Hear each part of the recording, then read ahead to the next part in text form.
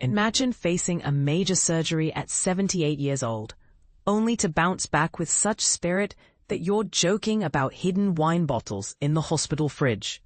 Now that's resilience you can't help but admire. But here's where it gets controversial. Is sharing such personal health struggles on national TV empowering, or just too much oversharing?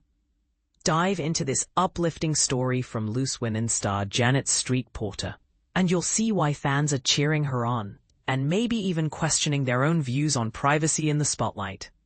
Janet Street Porter, the feisty journalist and broadcaster who's been a staple on the ITV chat show Loose Women since 2011, recently popped up on Wednesday's episode straight from her hospital bed after undergoing knee replacement surgery.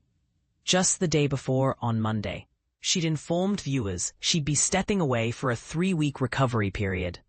In her own words, she explained the procedure.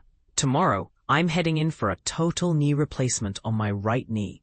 I had my left one done 8 or 9 years ago, and back in October, I replaced my left hip too. So, my left side is pretty much robotic now.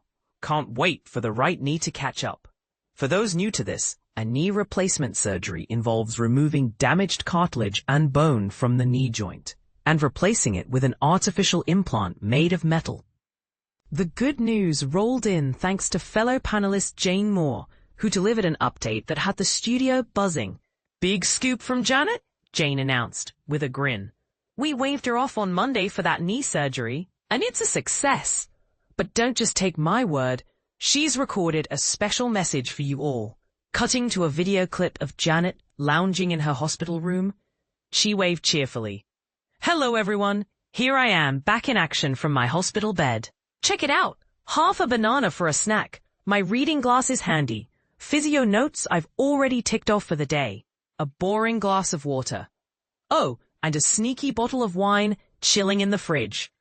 Proving she's not one to stay down, Janet stood up slowly. "Look, I'm up and about already, using my walking frame just like I did yesterday, and soon I'll be hands-free." Back in the studio, the audience erupted in applause as Jane chimed in. "She's basically a real-life RoboCop, isn't she? Sending loads of love your way, Janet. Take care and hurry back. We miss you." This update must be a massive sigh of relief for Janet, especially considering the challenges she faced leading up to the operation. Before the surgery, she opened up about her struggles. "I've been in excruciating pain, and to top it off, I strained my neck badly, making it impossible to move properly." She added, "I'll be off for 3 weeks, but it's not goodbye forever. I'll be diving into physio, and my advice to anyone thinking about a knee replacement: stick with the exercises. Get up, move as much as you can. These last couple of weeks have been absolutely brutal." Janet has been candid about her health worries in the past, confessing, "If something goes wrong with my body, I totally freak out and imagine the worst. Just a week ago, during a show in Bury St. Edmunds, I glanced down and my neck locked up. It's been stuck like this ever since," she demonstrated, showing her limited range of motion. And this is the part most people miss, in an era where aging gracefully often means battling chronic pain. Janet's story raises an interesting point. Some might argue that publicly discussing surgeries like this normalizes seeking medical help, inspiring others to prioritize their health.